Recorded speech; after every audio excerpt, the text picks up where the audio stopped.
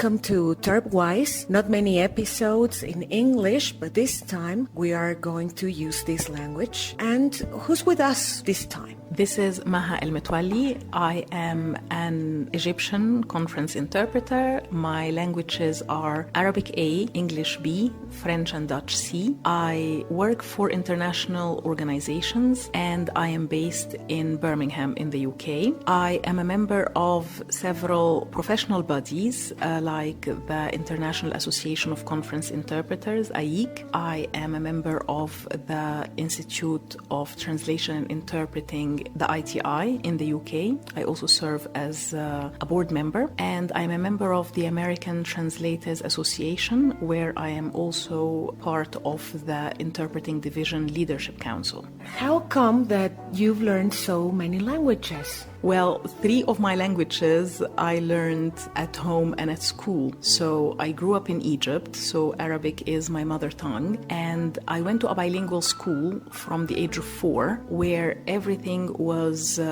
taught in English and in Arabic. So I did not just learn English as a language, but it was also a medium of instruction. So half of my subjects were taught in English and the other half in Arabic. And starting the 3rd grade, I started learning French. I did my first master's in Amsterdam. So before moving to the Netherlands, I started doing some Dutch learning, which I augmented after that by doing Dutch as a second language. And I studied more, did more exams, and then I became a sworn translator and interpreter in the language pairs Dutch Arabic and Dutch English.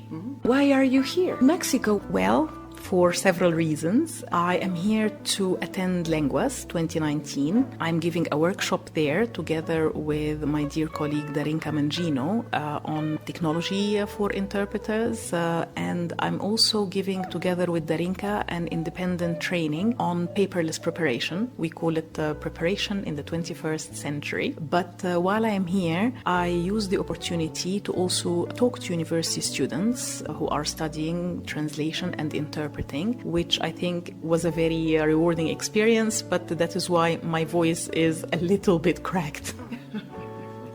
Sorry about that. How would you describe an interpreter? Good question. Well, an interpreter is, in my opinion, someone who enables communication orally. So an interpreter is an agent who is crucial for the communication between 2 parties, between 2 groups. And an interpreter needs to be someone who can think on their feet, who has stamina, who is curious, loves what they do. Yeah, an interpreter is so many things. Now that we have technology in our hands, and maybe not many of us would know how to use technology in our favor, we fear technology, but I believe that you have good ideas to contribute with in terms of technology and how we may use it in our own benefit. Absolutely. I have been attending conferences and trainings for translators and interpreters for more than 10 years.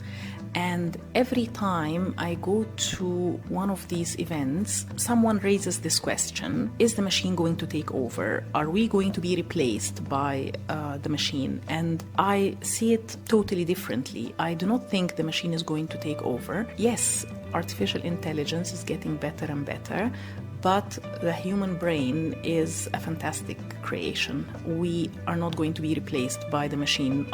Interpreters, definitely not. But what I see technology as is a tool that we can use to improve our performance, to organize our work, to make our lives easier. There is a very inspiring speaker who presented this image of man plus machine equal a centaur, that mythical creature with more abilities. And I totally agree with that. I think that technology is there for us to use for our benefit, but it is not, in my opinion, going to be a threat to us anytime soon. What kind of technology tools do you use? Well, when I am preparing for an assignment, especially in the high season where I travel quite a bit and maybe I would start the week in one assignment and end the week with another assignment, I then have to prepare on the go. So I need to be able to read the documents and take my notes on these documents electronically. So I like an app called Goodreader that allows me to read documents on my tablet and also make notes on these documents electronically. There are apps that help you, for instance, with filling in forms and signing them because clients want you to send them this or that while you are on the go. There are tools for processing your terminology, with organizing your glossary. So that is also part of what I do to organize everything related to my work. There are portals that I use like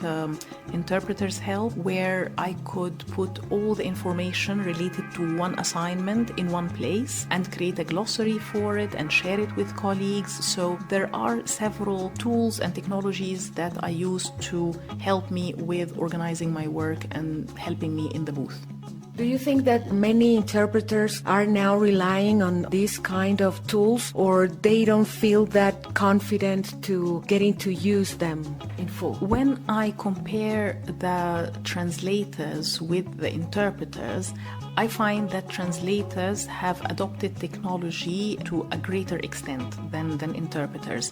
And even if I look at university programs that train future translators, technology is part and parcel of what they learn. So when they graduate, they will be working with computer-aided translation tools like Trados or WordFast or Deja Vu, etc. So they need to be trained on using these CAT tools in order to be able to do their job. It is required. It is not something that they can do without. However, interpreters are not the same. It's not the case that technology is taught at universities. Not all universities have technology for interpreting or computer-aided interpreting tools, the CAI tools, as part of what they offer. Maybe interpreters are a bit reluctant. Maybe some do not really have a clear idea about what the technologies can do for them. Maybe there are those who are resistant to change. They are happy with what they do, so why should I learn something new? So there are different attitudes, but when I give a training on technology for interpreters, I notice that colleagues become enthusiastic and they want to try new things and see how this could work for them. Some of them didn't know that such tools existed, and they are excited that they can then go and try something new. So I think it is good to spread the word, to have an open mind and try new things and see what can work for you. Maybe there are tools that I would think of as useful while others don't. It's sometimes a subjective thing. Do you think that in terms of remote interpreting, that'll be something that we'll be seeing in the future more and more? Or do you think that conferences will keep that same format of gathering people and keep them all together? And which one do you think works best? I think remote interpreting is here to stay. It has been developing for a while. There are different reasons why it is going to stay. There are always the financial reasons, obviously, but there are also reasons like some meetings that otherwise would not benefit from interpreting, and the delegates will be forced to speak one language, be it English, for instance, or French, because there is no budget, for instance, to bring interpreters to the same location. Sometimes, for instance, in some hospitals or some courts in the United States and in other countries, there is no other possibility but to have the interpreter on the phone or via a video link. So it is here to stay, but it is for us as a community to look at this new creature and set the guidelines and set the rules and the work conditions that enable us to do our work and deliver the good quality that we usually deliver. I was fortunate enough to attend the AIC private market sector meeting in London before coming here, and I had the opportunity together with the other participants to try different remote interpreting platforms. And I think that this is a very good initiative from AIC. This was also done in the Netherlands, it was done in other regions, to have the opportunity to try them for ourselves and to reach our own conclusions to see whether these platforms actually work or not. Or maybe they work for a good part, but there are some things that need to be tweaked. Discussing together the guidelines, discussing together the work conditions, how we are going to charge for this work, and so on. It is good that we get out there, interact, discuss, and set the rules. Because what you do not want to have is inventors of these technologies who have obviously invested a lot of time and money in them to set the rules that are not necessarily in line with our guidelines or with our regulations and rules. So it is good to try things and adapt it to suit our profession. What is your message, your additional message to close this section about technology? If you think that countries in Latin America will also be able to get adapted to these new technologies, because maybe we don't use many apps or we don't get that much familiar with this kind of tools. We just don't know about it, and at times our training is scarce. We think that we are just working and we are not stopping to learn new things, to take the time. Maybe we don't want to put aside a job opportunity and we don't go to training courses, or we don't want to spend the money. What would you say about technologies and training on the other hand? I am a very firm believer in continuous professional development, and that is also something that I say to the students, that they shouldn't think that once they graduate that they have all that it takes to work for the rest of their lives and do a good job without further training, without further practice. So continuous professional development training is very important. And what I do, for instance, is I use my low season or the weeks that I know I usually do not get work in to do training. In my case, periods like beginning of January, they are usually quite empty. In the summer, August, for instance, beginning of September. So I try to participate as much as possible in these free weeks in continuous professional development. And when it comes to technology, well, maybe you do not know about it in some countries, or some colleagues are not aware of it, but there are always ways to keep yourself updated on what is happening. Using social media for this, I think, is a good idea. If you follow some colleagues who are interested in technology and they publish about it, whether they tweet about it or write blogs about it, that's a good way to keep abreast of the developments. And then you can go and investigate it further. Or you can follow me and then I will let you know about this kind of things, because I do write about it on social media. Yeah, I think an exciting domain, and I try to spread the word about it, because it would be a shame if there is an app or a tool out there that could help you with one aspect of your profession and you do not know about it because you didn't take a bit of time to look. Thanks, Maha, for this first portion of the interview.